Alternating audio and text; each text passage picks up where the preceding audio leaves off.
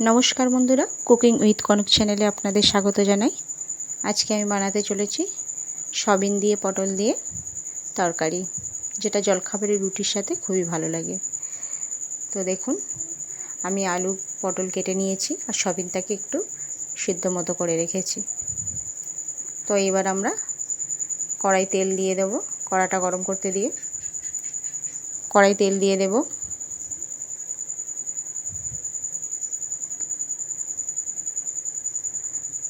कड़ाई तेल दिए दिएछि, तेलटा एकटु गरम हये गेले आमरा एटे केटे राखा पटलगुलो दिए देब।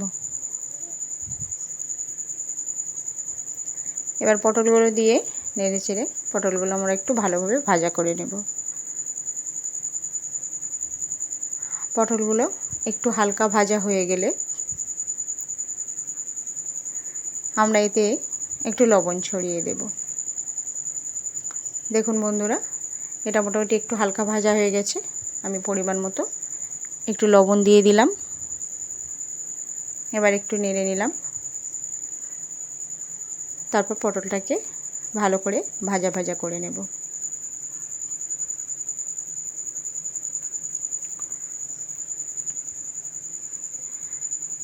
তো দেখুন বন্ধুরা পটলটা আমার মোটামুটি ভাজা হয়ে গেছে, ভালোভাবেই ভাজা হয়ে গেছে। এবার তুলে নেব। এবার কড়াইয়ে আমরা তেল দিয়ে দেব, দিয়ে সয়াবিনগুলোকে একটু হালকা ভেজে নেব। এতে আমরা একটু সামান্য পরিমাণে একটু লবণ ছড়িয়ে দেব, দিয়ে সয়াবিনগুলোকে আমরা একটু হালকা করে ভেজে তুলে নেব।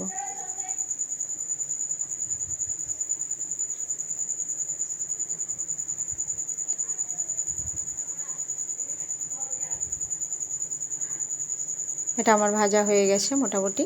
এবার সয়াবিনটাকে আমরা তুলে নেব। দেখুন বন্ধুরা এবার আমরা সয়াবিনটাকে তুলে নেব। ভাজা হয়ে গেছে।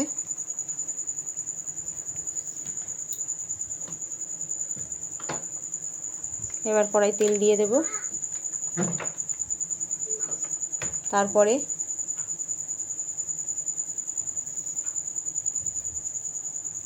কড়াই তেল দিয়ে দিলে এবার আমরা জিরের ফোড়ন দিয়ে দেব, একটু গোটা জিরের ফোড়ন দেব। দেখুন ওপর থেকে আমি একটু গোটা জিরে দিয়ে দিলাম।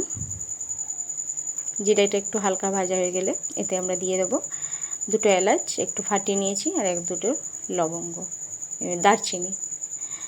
দারচিনি আর লবঙ্গ দিয়ে আমরা একটু হালকা করে ভেজে নেব। তারপরে আমরা এতে দিয়ে দেব পেঁয়াজ কুচো।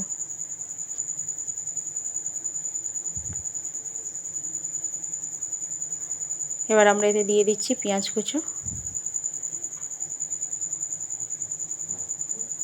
পেঁয়াজ কুচোটা আমরা নেড়ে একটু ভাজা ভাজা করে নেব। পেঁয়াজ ভাজাটা যখন ব্রাউন কালার হয়ে যাবে তখন আমরা এতে দিয়ে দেব কেটে রাখা আলুগুলো। দেখুন বন্ধুরা এটা একটু ব্রাউন হয়ে গেছে। তো এবার আমরা কেটে রাখা আলুগুলো এর সাথে দিয়ে দেব, দিয়ে আলুগুলোকে একটু ভাজা ভাজা করে নেব।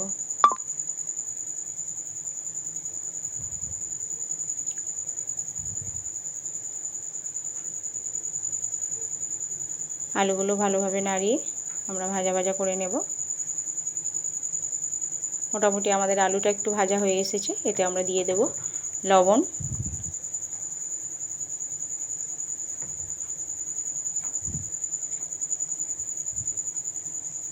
লবণ দিয়ে দিলাম। এবার আমরা এতে দিয়ে দেব হলুদ গুঁড়ো। এতে আমরা হলুদ গুঁড়ো দিয়ে দিলাম 2 টেবিল চামচ। এবার লঙ্কা গুঁড়ো দিয়ে দেব 1 চামচ। দিয়ে মশলা দিয়ে আলুটাকে ভালোভাবে কষিয়ে নেব।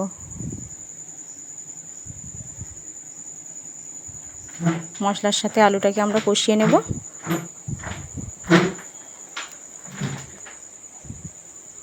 আলুটাকে কষিয়ে নিয়েছি। এবার দেখুন ভেজে রাখা পটল আর সয়াবিনগুলো আমরা এর সাথে দিয়ে দেব। দিয়ে একটু নেড়ে ছেড়ে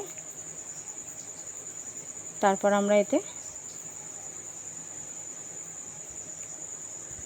পরিমাণ মতো জল দিয়ে দেব।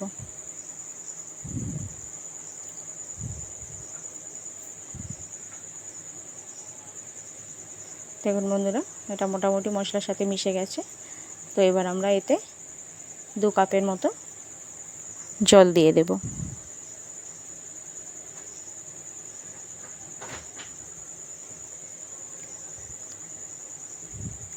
জল দেওয়ার পরে সবজিগুলো সিদ্ধ হবার জন্য খানিকক্ষণ আমরা ঢেকে রাখব। একটু ওপর দিয়ে কাঁচা লঙ্কা চিড়ে দিয়ে দেব 2টো। তারপর আমরা এটা ঢেকে 7-8 মিনিট। সবজি সিদ্ধ হয়ে গেলে দেখুন বন্ধুরা ফুটে গেছে। আমি দেখব যেটা সিদ্ধ হয়েছে। আলু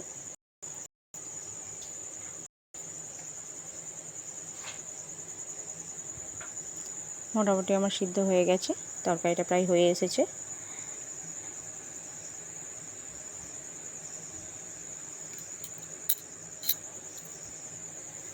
দেখুন বন্ধুরা, তরকারিটা আমার হয়ে গেছে। সয়াবিন পটল আলুর তরকারি। এই রেসিপিটা কেমন লাগলো আপনাদের বলবেন। যদি ভালো লাগে একটা লাইক সাবস্ক্রাইব করে দেবেন। তো ধন্যবাদ।